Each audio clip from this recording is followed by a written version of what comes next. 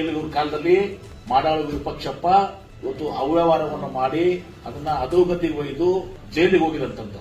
ಇವತ್ತು ಅದೇ Vijendra KSK soap ಬಗ್ಗೆ ಮಾತಾಡ್ತಾರೆ, ಮೈಸೂರು ಸ್ಯಾಂಡಲ್ ಸೋಪ್. ಅವಾಗ ಏನ್ ಮಾಡ್ತಾ ಇದ್ರಿ?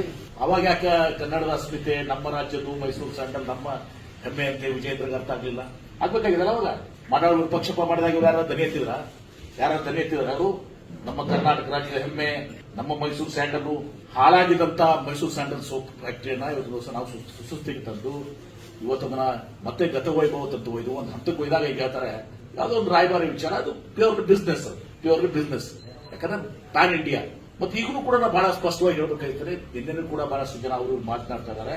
ಈಗ ನಾವು 4-5 ಜನ ಇದು ಮಾಡಿದಾಗ ಉಳಿದಂತ 2-3 ಜನ ಇವತ್ತು ದಿವಸ ಬೇರೆ ಕಡೆ ಎಂಗೇಜ್ ಆಗಿದ್ರು, ಬೇರೆ ಕಡೆ ಎಂಡೋರ್ಸ್ ಮಾಡಿದಾಗ ನಾವು ಪ್ಯೂರ್ಲಿ ಮೆರಿಟ್ ಕಮಿಟಿ ಇವತ್ತು ದಿವಸ, ನಾನಲ್ಲ ಕಮಿಟಿ ಇವತ್ತು ದಿವಸ ನಿರ್ಧಾರ ತೆಗೆದುಕೊಂಡು ಇವತ್ತು ದಿವಸ ಇದು ಮಾಡಿದೆ. ಇವ್ರು ಯಾರು ಕೂಡ ಹಿಂದೆ ಅಧೋಗತಿ ಹೋಗಿ ಮುಚ್ಚಿ ಹೋಗುವಂತ ಸಂದರ್ಭದಲ್ಲಿ ಇವ್ರು ಯಾರಿಗೂ ಮೈಸೂರು ಸ್ಯಾಂಡಲ್ ನೆನಪಾಗಿಲ್ಲ. ಅವ್ರಿಗೆ ಈಗ ಎಲ್ಲರಿಗೂ ಮೈಸೂರು ಸ್ಯಾಂಡಲ್ ನೆನಪಾಗಿದೆ. ಅವ್ರು ಯಾರೂ ಬಾಯಿ ತೆಗೆದಿಲ್ಲ ಅವತ್ತು ದಿವಸ. ಆದ್ರೆ ಒಂದು ಮಾತ್ರ ಸ್ಪಷ್ಟವಾಗಿ ಹೇಳ್ತೇನೆ, ಕೆಲವೊಂದು ಸಂಘಟನೆಗಳು, ನಾನು ಹೆಸರು ಹೇಳಕ್ ಬಯಸಲ್ಲ, ಸರಿನೂ ಕೂಡ ಅಲ್ಲ, ಕೆಲವೊಂದು ಸಂಘಟನೆಗಳು ಕೆಲವೊಬ್ರು ನಾವು ಮೊದಲೇ ತಿಳಿಲಾರ್ದು ನಾವು ಮಾತಾಡಿದೀವಿ. ಈಗ ನಮ್ಗೆ ಅರ್ಥ ಆಗಿದೆ 18% ಶೇರ್ ಕರ್ನಾಟಕದ್ದು, 82% ಶೇರ್ ಹೊರಗಡೆ ಇದೆ.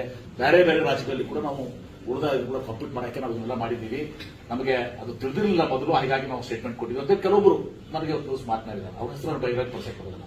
ಆದ್ರೆ ಇವತ್ತು ದಿವಸ ನಾವು ಮೈಸೂರು KSK ಮೈಸೂರು ಸ್ಯಾಂಡಲ್ ಅನ್ನ ನಾನು ಮುತುವರ್ಜಿ ವಹಿಸಿ ನನ್ನ ಸ್ವಂತ ಬಿಸ್ನೆಸ್ ತರ ತಿಳ್ಕೊಂಡು ಇವತ್ತು ದಿವಸ ನಾನು ಅದನ್ನ ಇವತ್ತು ಒಳ್ಳೆ ಅಧಿಕಾರಿನ ಹಾಕಿ ಸ್ಟ್ರೀಮ್ ಲೈನ್ ಮಾಡಿ ಎಲ್ಲ ಅವ್ಯವಹಾರವನ್ನು ತಗ್ಗಿಸಿ ಪ್ರೊಸೀಜರ್ಸ್ ತಂದು ಬಿಲ್ಡಪ್ ಮಾಡಿ ಅದೇ ಇದರಲ್ಲಿ ಇವತ್ತು ದಿವಸ ಏನು ಮಷಿನರಿಯಲ್ಲಿ ಅದೇ ಎಂಪ್ಲಾಯ್ಮೆಂಟ್ ಇವತ್ತು ದಿವಸ ಇವತ್ತು 40% ನಾವು ಅಡಿಷನಲ್ ಪ್ರೊಡಕ್ಷನ್ ಮಾಡಿ ಇವತ್ತು 400 ಕೋಟಿ ರೂಪಾಯಿ ಇವತ್ತು ದಿವಸ ಅಧೋಗತಿಗೆ ಹೋಗಿ ಮುಚ್ಚಿ ಹೋಗುವಂತ ಸಂದರ್ಭ. ಕನ್ನಡದ ಮಾರ್ಕೆಟ್ಗೆ ಕನ್ನಡದವ್ರನ್ನ ಬಳಸ್ಕೋಬಹುದಲ್ಲ ಸರ್? ಕನ್ನಡ ನೋಡಿ, ಕನ್ನಡ ಮಾರ್ಕೆಟಿಂಗ್ ಒಂದೇ ಇಲ್ಲ ನೋಡಿ. ಅಂದ್ರೆ ಮೈಸೂರು ಸ್ಯಾಂಡಲ್ ಬರೀ ಕರ್ನಾಟಕದ ಹೊಟ್ಟೆ 18% ಕನ್ನಡದಿದೆ ಅಂದಾಗ ಮಾಡಬಹುದು. ಅದು ದಟ್ ಇಸ್ ಓಪನ್. ಹಿಂದೆ ಧೋನಿ ಅವ್ರು ತಗೊಂಡಿದ್ದು ಯಾಕೆ ಮಾತಾಡ್ಲಿಲ್ಲಪ್ಪ ನೀವು? ನಾನು ಇನ್ನೊಂದು ಹೇಳಿದ್ರೆ ಯಾರೋ ದ್ರೌಪದಿ ರಾಮಾಯಣ ಮಹಾಭಾರತನಾಗ ಅವರು ಕೂಡ ಬ್ರ್ಯಾಂಡ್ ಅಂಬಾಸಿಡರ್ ಮಾಡಿದ್ರು ಅಂತ.